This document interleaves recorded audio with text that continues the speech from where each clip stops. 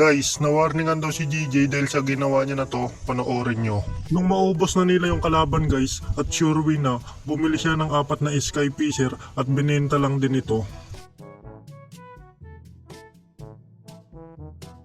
Kaya nung matatapos na, 3 na lang ang item niya dito, War Axe, Hunter Strike at BOD. Bakit nga ba siya nawarningan? Kasi inisure guys bawal talaga magbenta ng item sa Scream kapag matatapos na yung game.